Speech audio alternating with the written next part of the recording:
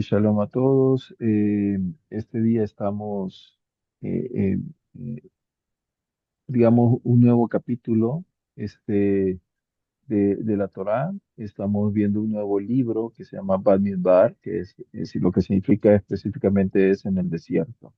Midbar es el desierto, no es exactamente un desierto como de arena, como el Sahara, digamos, sino que más bien se refiere a un tipo de desierto que es como una estepa. Porque recuérdense que los israelitas salieron con animales, obviamente, y ellos tienen que comer pasto. Entonces, eh, en ciertas latitudes hay desiertos que no necesariamente son arenosos. De hecho, el desierto más grande del mundo es la Antártica. Entonces, eh, porque lo que quiere decir que es un terreno las condiciones son abiertas, es un lugar difícil para vivir, la vida casi no se da, y pues eso básicamente es donde se desarrolla este libro, el quinto libro de la Torá. Este, y es interesante que, que básicamente lo que va enseñándonos la Torá es como un proceso de una nación.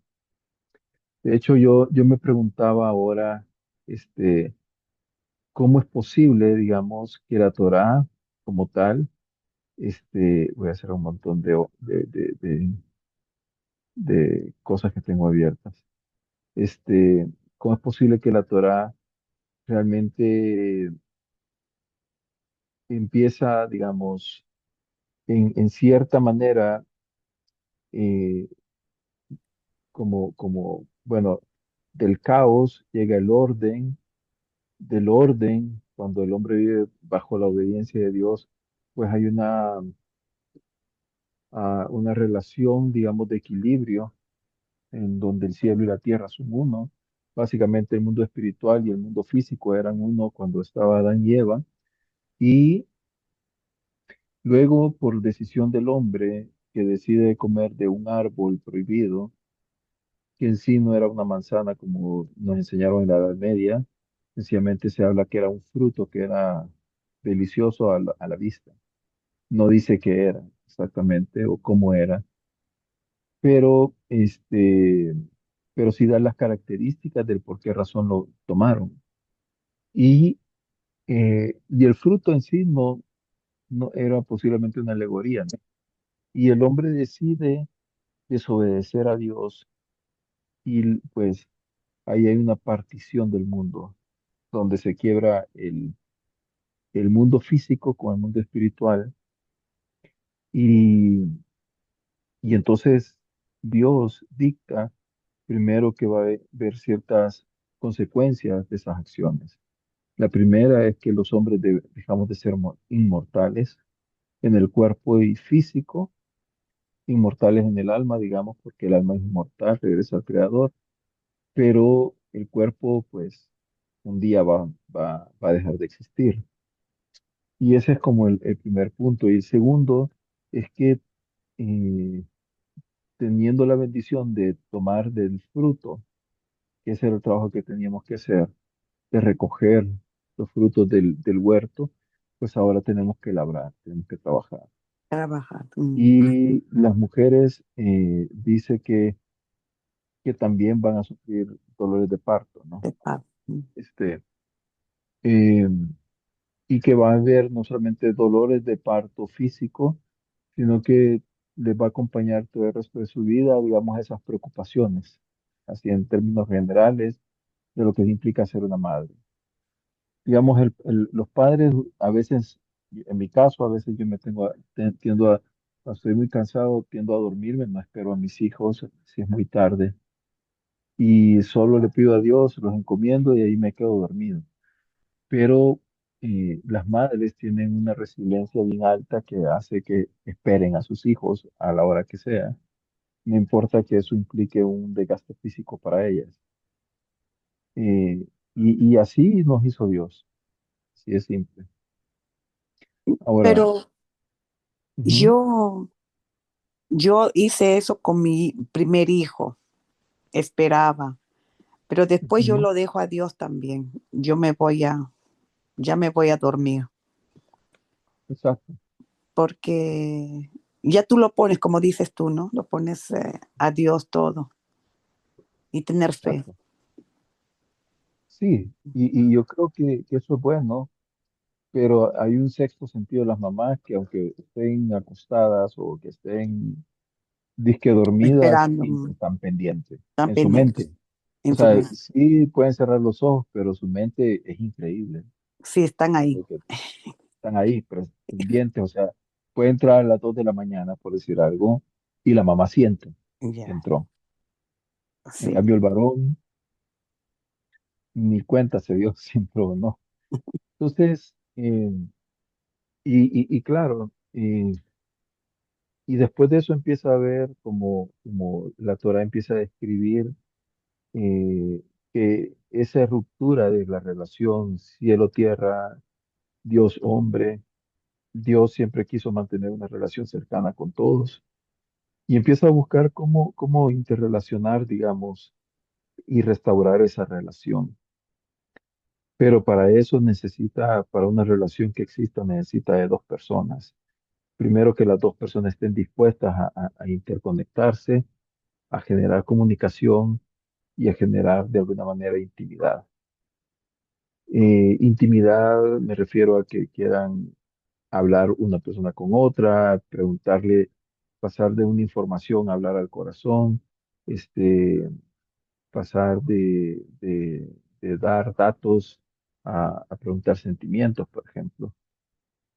Y entonces, y ese es el deseo de Dios, pero poco a poco se va revelando, porque es como una gran capa que cayó el ser humano, que poco a poco nos va enseñando en cada vida que se fue generando, en cada alma que se fue generando. Digamos, en este caso aparece un Enoch, aparece un Ebel, aparece un Metusalén, aparece un Noah, aparece, eh, digamos, un Abraham. Y así poco a poco Dios se va revelando y a cada uno se va revelando de diferentes maneras y como que se va revelando de una manera gradual. Luego de una familia tumultuosa o una familia, digamos, complicada, se forma poco a poco una tribu y esa tribu viene a ser de repente un pueblo. Un pueblo que cayó en esclavitud en una nación ajena, extranjera, eh, pero que Dios había dado una promesa sobre una tierra. Luego, Dios a estos esclavos los saca de donde estaban físicamente esclavos, pero también tienen que no solamente tienen que liberarse, digamos, físicamente, se tienen que liberar espiritualmente, del alma también, porque, digamos, yo lo veo en países eh, que han pasado durante muchos conflictos en su vida y no logran despegar, por ejemplo. Voy a poner el caso específico, un país que tristemente es latinoamericano, se llama Haití. En Haití, esta es una nación bien compleja, honestamente, en todo sentido. Ellos fueron esclavos de los franceses, venían de ciertas zonas de África y los llevaron a Haití a cultivar caña y ni siquiera les enseñaron el idioma adecuadamente, porque no hablan francés, pero ellos hablan un idioma que se llama criollo, este, y es como un francés muy, muy Es mezclado estilizado, con, ya, mezclado mezclado con con sus su lengua dialectos. de ya, de África. Mm. Exacto. Y entonces, pero esta nación se independizó, fue la primera nación que se independizó, pero hoy en día es la nación más pobre de América Latina. Y al parecer como que ellos salieron de la esclavitud, pero la esclavitud no salió de sus mentes. Al día de hoy siguen siendo esclavos y siguen siendo esclavos de las drogas, siguen siendo esclavos de las bandas criminales, siguen siendo esclavos de la ignorancia porque la educación y el nivel educativo y de salud en Haití es pésimo. Ni siquiera logran formar gobiernos que permitan, digamos, el desarrollo de la nación. Siguen siendo esclavos financieramente, dependientes de Francia. Y, y, y las consecuencias que vemos hoy en día es que ni siquiera hay gobernabilidad. No, son fatales. Es tremendo, es fatal. Mm, De hecho, yo tengo varios, dentro de la gente que negocia azúcar, y toda la gente nos dice, no, mira, el lugar que peor que yo he estado es Haití. Y Aquí es el está peor mal. lugar en el que yo he estado, me dicen, porque tú, o sea, primero siendo blanco, ya de por sí ahí ya sos un blanco. Este, luego te dicen no salgas del hotel, te pueden hacer vudú, te pueden asaltar, te pueden eh, Matar digamos, ahí. Mm, matar, etcétera. Tu vida no vale nada no aquí. vale nada. Este, inclusive el puerto, el de Port-au-Prince, realmente es triste porque según lo que me dicen, el puerto ni siquiera tiene como algo de seguridad, sino que llegan los barcos, atracan y la gente es como un mercado, está descargando y comprando al mismo tiempo en el mismo muelle. Entonces, o sea, realmente es como vivir en los años 1800 ahí. Eh, y las La condiciones de salud corrupción, es tremendo, no hay, como digo, no hay gobierno, no hay no hay carreteras, nada. y desde el espacio se logra notar la diferencia entre bosques en República Dominicana y desierto en Haití. Y entonces, y uno se pregunta, y bueno, ¿qué será? Realmente es porque la esclavitud nunca salió de la mente de ellos. Ya, Y por eso mismo Dios no solamente les da una libertad física, sino que lo lleva por un proceso, digamos, de cuarentena, que es el desierto. ¿Para qué? Primero, lo lleva Dios a ese punto para entregarles la Torá. Si la Torá es entregada, por ejemplo, en Egipto, con todo lo que hay ahí de diversión, de trabajo, de distracciones, pues nunca hubiera sido efectiva la Torá, posiblemente. Si lo hubieran dado en la tierra de Israel, dirían hoy en día, el pueblo de Israel, mira, la Torá no es universal, la Torá es nuestra, sino que Dios la decide dar en un lugar que no es de nadie, un lugar desolado, con ciertas características que baja poca lluvia, con las características que hay mucho calor, inmenso calor, fuego, este, y es un espacio abierto, ¿no? Y entonces, y eso permite de alguna manera, ese aislamiento permite que ellos se enfoquen, un aislamiento que les costó 40 años, ¿verdad? Y empieza a describir este libro como todas las jornadas que hubieron en el desierto, eventos específicos o amplía ciertos eventos, ¿verdad? Como por ejemplo, por qué razón estuvieron 40 años en el desierto. Y es como una explicación de los primeros cuatro libros. Al final también narra la muerte de Moisés, ¿verdad? Uno se pregunta quién lo pudo haber terminado, se dice que fue Yehoshua, ¿verdad? Quien terminó de escribir el libro de la Torá. Entonces, y otros que fue revelado a Moisés antes de morir, lo que iba a suceder. Y entonces, y es interesante que esta porción específicamente, pues bueno, comienza de una manera a hablar, este, eh, el primero es que empieza a hablar sobre el tema del censo del pueblo. Y dice que empieza a decir los nombres de cada casa paterna, empieza a describir que cada tribu tiene realmente un nombre, un número, un principal líder o príncipe, una posición específica en el campamento. La idea no es decir somos un ejército, sino que también transmite la individualidad. la importancia de la dignidad individual de cada persona. Segundo, que nos da un sentido de pertenencia. No importa de qué tribu sea, todas tienen el mismo valor. No porque soy Judá, soy más importante que Zebulón, por ejemplo. Ya. Mm. Eh, y lo otro es que hay una organización nacional. Todos tienen una posición específica dentro del Quejal Israel, dentro del campamento de Israel, dentro de la comunidad de Israel. Entonces, la idea básicamente es que cada persona importa. Y después de eso empieza a describir cómo es la disposición de cada una de las tribus y que todo el centro está el Mishkan. O sea, el Mishkan es el centro, es donde está la presencia de Dios, es donde, digamos, cada uno tiene su vida, pero al centro están los Levín, que son los levitas, este, y alrededor de esos 12 levitas están 12 tribus en las cuatro direcciones del norte, sur, este, oeste. Dios está al centro. El pueblo está organizado alrededor de la presencia espiritual y cada eh, unidad forma un todo.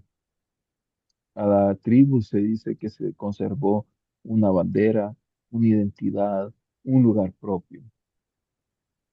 Luego está el rol de los levitas, que es descrito, y empieza a hablar sobre las funciones que tenían las familias levíticas, Gershon, Kehat, Merari, y sus responsabilidades porque unos eran encargados de los utensilios, otros eran encargados de las carpas, otros de las basas. El tema es que el tabernáculo, recuérdense que se movía de un lugar a otro y estaba bien definido de que entre los 20 a 50 años ellos iban a estar haciendo ese tipo de trabajo. Y que Hat tiene la preeminencia sobre el resto de los levitas porque ellos transportan aquellos, aquellas aquellos enseres especiales, digamos, de esta casa, que era el arca, la menorá y la mesa de los panes. Mm, Y digamos que hasta ese punto termina la Haftará, la Torá, perdón, y luego tenemos en el Haftará, tenemos la lectura del libro de Oseas, del capítulo 2 al 1:22, en donde básicamente los temas centrales son la restauración de Israel. Hay un verso muy específico donde dice que te desposaré conmigo para siempre, que básicamente es lo que le dice a Israel: tú cuentas para mí, eres importante para mí, eres dependiente de mí, y Dios quiere renovar el pacto. Eh, Así que el desierto no es solamente un lugar de caos, es un lugar de encuentro.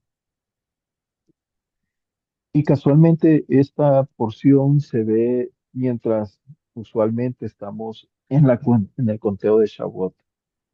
ya. Eh, ¿Cómo se llama? ¿En el que conté? En el conteo, así es, para Pentecostés. Sí. Entonces, eh, como ustedes bien saben, ahorita estamos contando, este, 45, ¿no? hoy 44. faltan, hoy es 41, Ah, 41 porque 41. faltan 9 días 9 para días. el inicio de la festividad, que es el otro jueves 21 de mayo. Y entonces,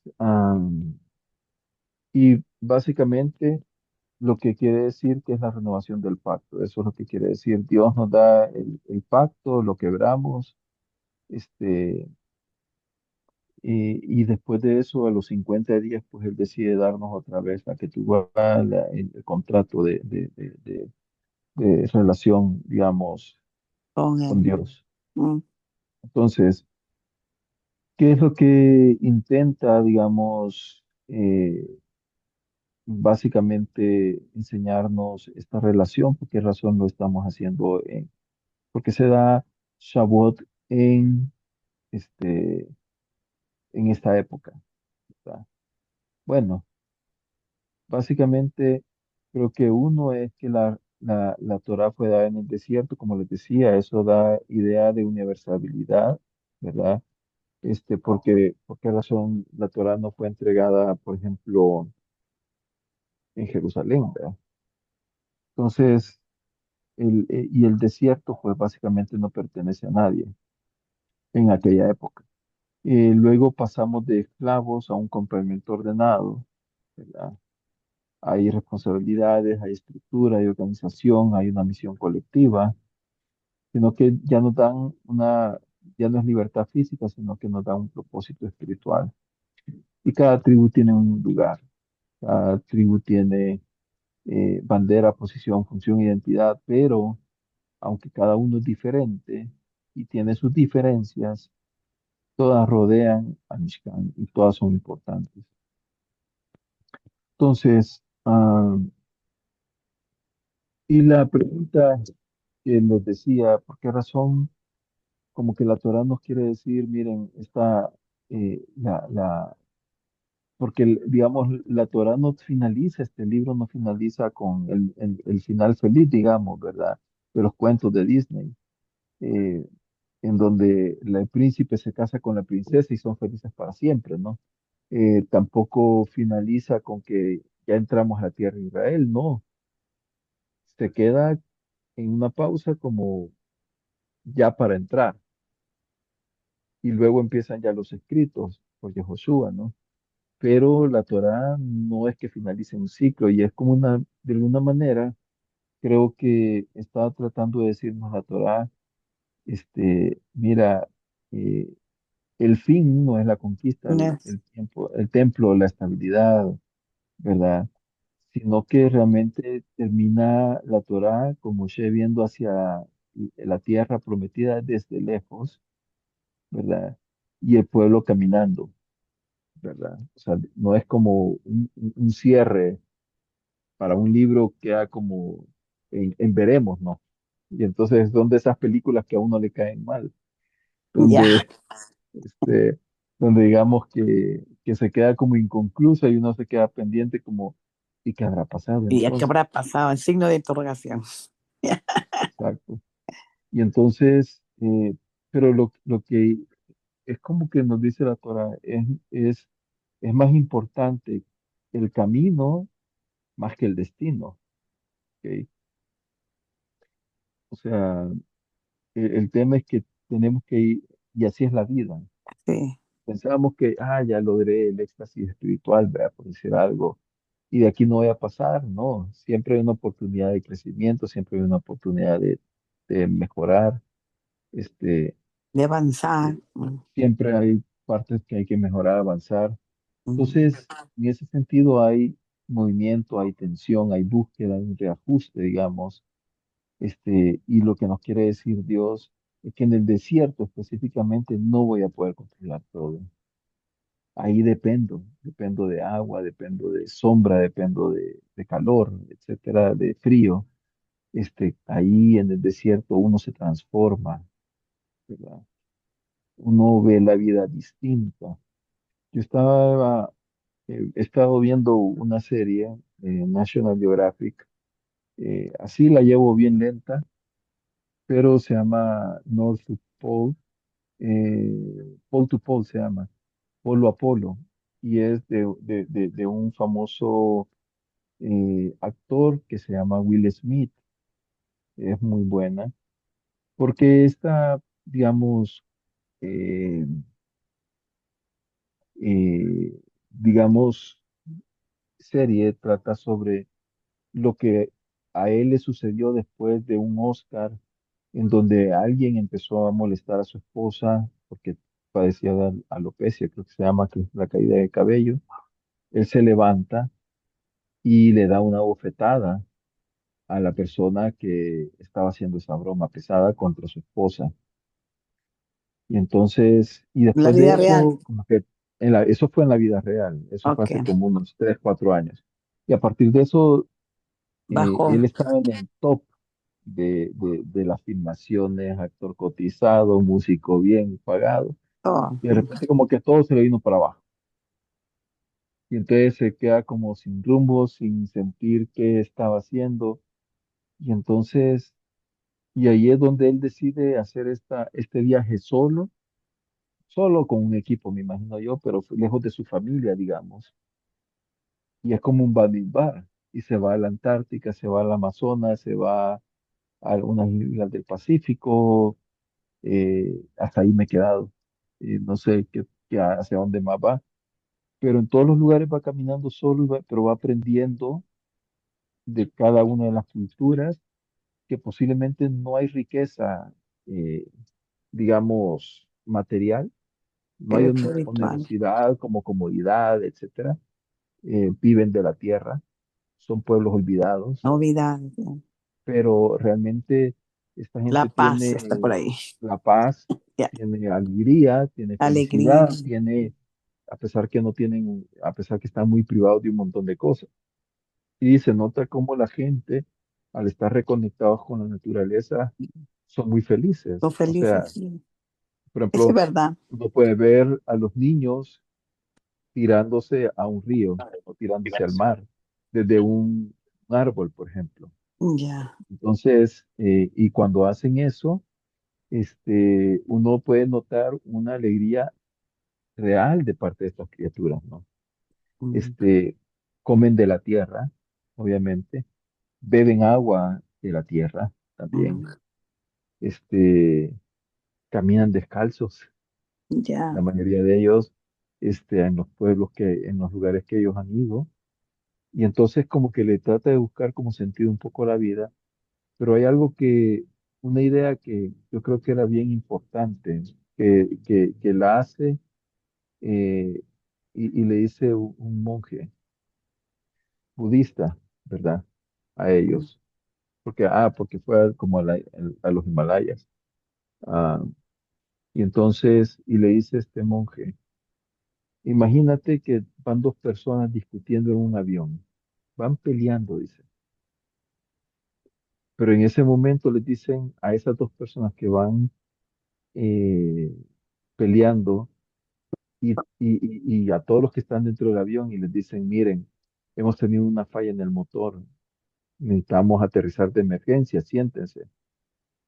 Inmediatamente esas dos personas que estaban peleando les cambia el sentido de lo que estaban haciendo en su mente, de ese pleito. Y de repente ellos dos dicen, posiblemente empiezan inclusive a tener empatía uno por el otro. Cuando ve al otro que está afligido, tal vez está pensando en su familia y le dice, ¿en qué te puedo servir? ¿En qué te puedo ayudar? O sea, donde había un conflicto ante la presencia, digamos, de la muerte, cambia la perspectiva de la vida de la gente. Y digamos que la reflexión de lo que a él le decían era, mira, cuando ya estás cercano a un punto de la muerte, ahí es donde realmente te preguntas qué realmente es lo importante en mm, esta vida. Porque algo que sí tenemos que saber es que nos vamos a ir a la tumba sin una posición, sin ninguna propiedad, sin o nada. sea, sin nada, básicamente vamos a entrar Sin el nuevo a un zapato. cajón, sí, no lo vamos a andar luciendo, no vamos a tener la mejor comida, no vamos a tener la mejor casa, ahí no tiene sentido eso, Ya nada. sino que nos van a meter a un agujero y ahí terminó, si es que nos meten a un agujero, ¿verdad? Y entonces, y todo lo que hicimos, luchamos, dijimos, hicimos, pierde Caos. realmente sentido. Mm, ¿Ah? Eh, y al final de cuentas, ¿qué es lo que uno se va dando cuenta que era lo importante? Bueno, que era importante mi esposa, que era tu importante familia. mis hijos, Mm, que era importante mis padres, mis hermanos, mis primos, las relaciones cercanas, eh, ¿cómo se llama? Ayudar al prójimo, dejar un legado, eh, y va tomando como consideración. Y entre, creo que mayores somos, vamos como entrando en el de decir, bueno, sí, esto es. Y para eso, para llegar a ese tipo de pensamiento, tenemos que entrar a un desierto. mm, O sea, es como un poquito que se desconfíe de llegar a pensar en la mente. Cuando ya una persona dice, ya llegué, es cuando una persona pierde el sentido de la vida. Ya lo logré, ¿ok? Por eso es que, digamos, las empresas se están reinventando continuamente. Nosotros tenemos en uno de los ingenios 130 años de estar produciendo caña. caña de azúcar. Y yo me pregunto, ¿qué sucedería si el ingenio diga, ah, bueno, ya llegué a la máxima producción posible? Ya no le tendría sentido el otro año mejorar o hacer lo mismo, sino que quedaría como satisfecho, cierro el ingenio y ya se acabó todo, por No, decir algo. tiene que inventarse pues otras No, cosas tengo más. que reinventarme, y Ya. decir, hay mejores maneras de hacer esto, hay mejores maneras para ganar y ayudar más a la comunidad, etcétera. Y entonces en el desierto realmente sí es un lugar incómodo, pero nos mantiene alertas, ¿ok? Y el desierto eso es lo que nos enseña humildad, dependencia, Mm, ¿verdad? Y en ese sentido quizás el libro este de Bamidbar nos va tratando de acercar a esa experiencia de muerte en el desierto, ¿no? mm. Como para hacernos pensar si realmente la vida es tener posesiones, si es llegar a tener poder, si es llegar a tener una identidad de orgullo o una seguridad, o inclusive estructuras religiosas, ¿no? Sino que tenemos que estar en el reinventándonos cada vez para decir, estoy en el camino, ¿no? Este, Es artificial. eh, exactamente. Es como estar siempre en aquella línea de la fragilidad humana. Ya. Y entonces, y este lugar de encuentro es cuando nos preguntamos, se caen las falsas seguridades, nos damos cuenta que somos vulnerables. Mm. Surge que cuando ya esas dos cosas, estamos vulnerables y tenemos inseguridades, pues surge el tema de escuchar. Este, ¿Y por qué escuchar? No con el oído específicamente, sino que interiorizarlo. Este, y entonces, y al final de cuentas uno dice, bueno, la muerte de Moisés dejó algo inconcluso porque no entraron a la tierra, ¿no? Sino que después de la muerte de Moisés se sigue a, a que el lector siga buscando qué sucedió después, cuál fue la historia, ¿verdad? Ya. Eh, y cómo se llama. Así que la tierra prometida es un intento, final de cuentas, para llegar. Y eso básicamente es lo que leemos en esta porción, Mm. ¿verdad? Este, es cuando recibimos la voz de Dios, cuando estamos en el punto más débil de la cadena, vamos a llamarlo así, ¿verdad? Este, eh, y básicamente, este, eh, es lo que creo que se quería transmitir para esta, para esta, Para ahora. Mm. para ahora. Ok, voy a parar la grabación.